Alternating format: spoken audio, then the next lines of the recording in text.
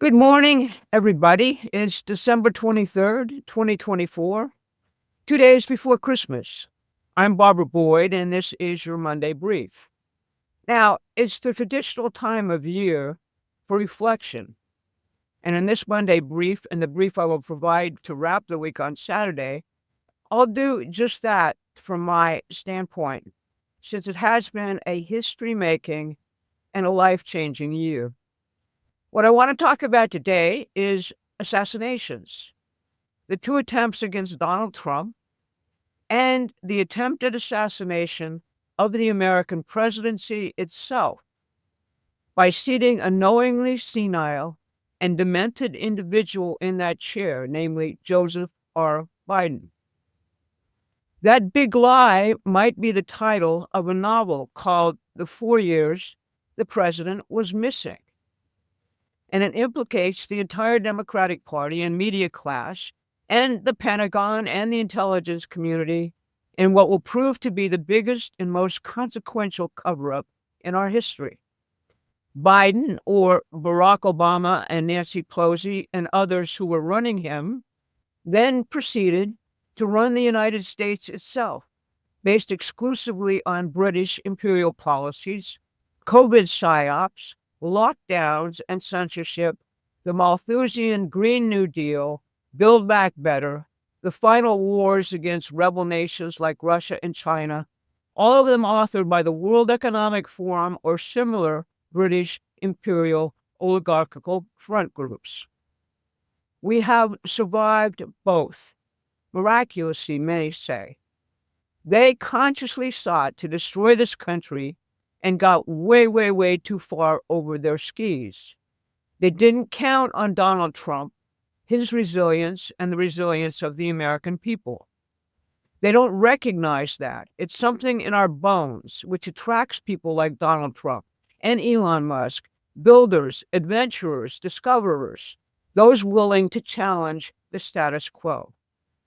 Many have the belief, which I share, that the period from June 23rd, 2024 through the election was steered through the grace of God. But it's necessary also to completely expose and understand the origins of these two assassination attempts as we move forward.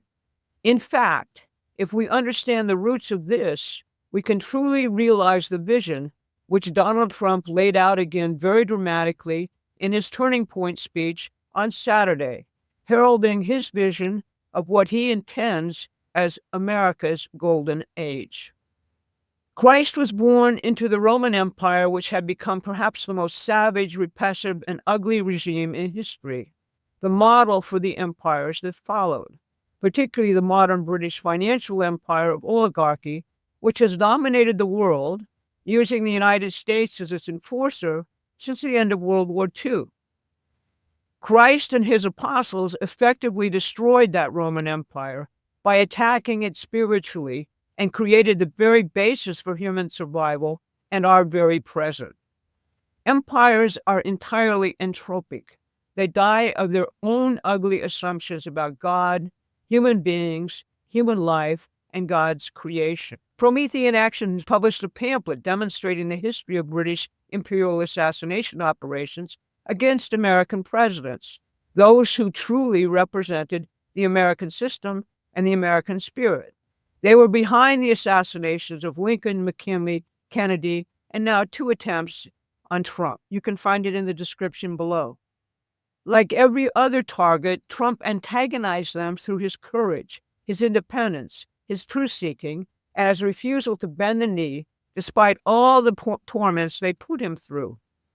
In addition, he has run repeatedly on the basis of invoking Americans' sovereignty and independence against the empire model of world government, and he wants to build an independent and self-sufficient nation once again, where the fostering of human creativity, of the human spirit, known in our Constitution as the general welfare, is the key underlying motive and concept. Now, let's look at what will prove to be, I believe, the key events of this year. On June 23rd, through the hubris of the people running him, Joe Biden took the stage in a debate against Donald Trump on national television. All the Hollywood tricks, all the narrative controls, all the efforts of brainwashing that had occurred up to then to give the effect that this corrupt old man was, quote, sharp as a tack, fell apart. No one would forget what they saw, a senile old man whose brain was simply mush. If they hadn't determined to discard him already, the decision was made by Pelosi, Obama et al. That the absent president must truly go and be retired. Someone would have to take his place. On July 13th, Donald Trump barely escaped assassination, having his head blown off literally on national television in Butler, Pennsylvania. A hero fireman, Coy Comparatori, was killed, and others were grievously wounded.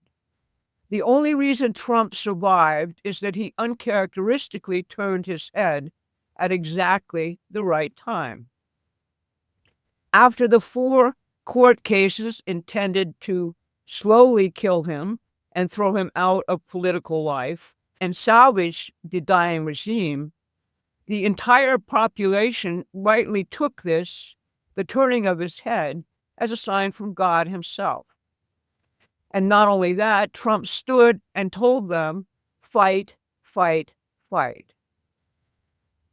At the same time, they were forced to contemplate what would have happened if that intervention did not take place. Were they ready to stand in the breach, or would the country devolve into a new civil war?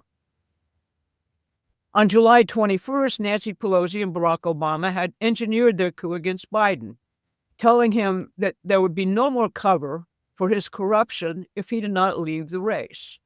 Kamala Harris, Hollywood's protege for the Obamas, stepped in and never overcame her fundamental intellectual vacancy while blowing through billions of dollars in donors' funds.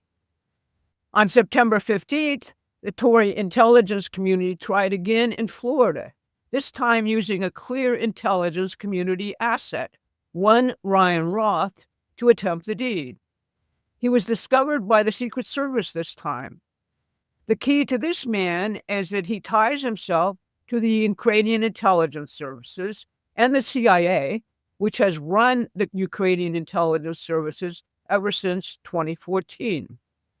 This man, Roth, was attempting to recruit mercenaries for the Anglo-American Ukrainian proxy war against Russia, and every indication is that he was sponsored, just like Lee Harvey Oswald was sponsored. The immediate cover job, of course, seeks to blame this on Iran. In fact, Roth worked directly with the Nazi Azov battalion in Ukraine, and as recent events in Russia show, the British are building a massive assassination capability through their operations in Ukraine. Then, the other keystone event of this year occurred on October 13th. Elon Musk defied what people thought were the physical laws of the universe by sending a skyscraper of a rocket far into space and then returning it to its launch pad by catching it in arms resembling giant chopsticks. Just to remind you of this phenomenal event, you should watch it again. Donald Trump has repeatedly remarked about this event and how it impacted him profoundly. It was a demonstration of that frontier spirit which defines the United States, the nation of explorers, the nation of discoverers, the nation of the bold, which in our past decades we somehow forgot. Throughout this series of events, Trump changed and evolved, becoming even greater than he previously was. He built a coalition across the extant political parties, composed of truth seekers, brilliant people dedicated to rebuilding this nation. You haven't seen that covered in reality. You will as the nomination fight begins to take hold. This is truly an innovation. It overcomes the frozen and stupid Washington, D.C. consensus and all of the uniparty corruption.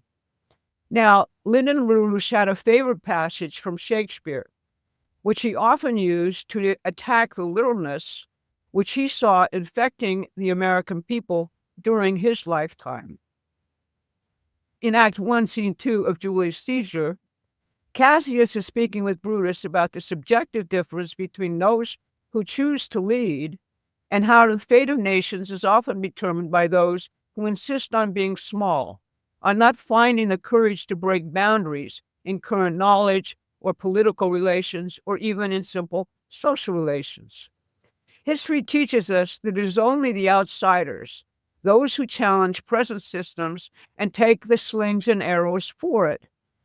Those are the people who make effective and beneficial changes for humanity. Christ and his apostles live on as the biggest and prime examples of that. Donald Trump and his movement can approach doing the same thing now with their spiritual help. Remember these lines from Act 1, Scene 2 of Julius Caesar. Men at some time are masters of their fates. The fault, dear Brutus, is not in our stars, but in ourselves, that we are underlings. Not being an underling means taking the responsibility for saving this nation, mastering the arts of statecraft, government, and human history, and the science involved in understanding God's universe. That change in every single one of us is the path to reclaiming and rebuilding our country. The nation our founders called the city on the hill, the exemplar to the world. That's what Donald Trump and his allies want. The alternative is the horror we have just lived through. For now, again, it's morning in America. The cynicism has lifted. It is the optimistic morning in America that President Reagan often talked about. Let's make that mindset permanent. That's my thought ahead of Christmas. I'll see you again on Saturday for the wrap for the week.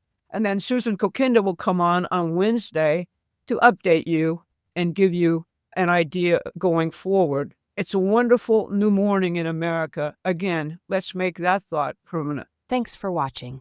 Please take a moment and subscribe to our free newsletter at prometheanaction.com.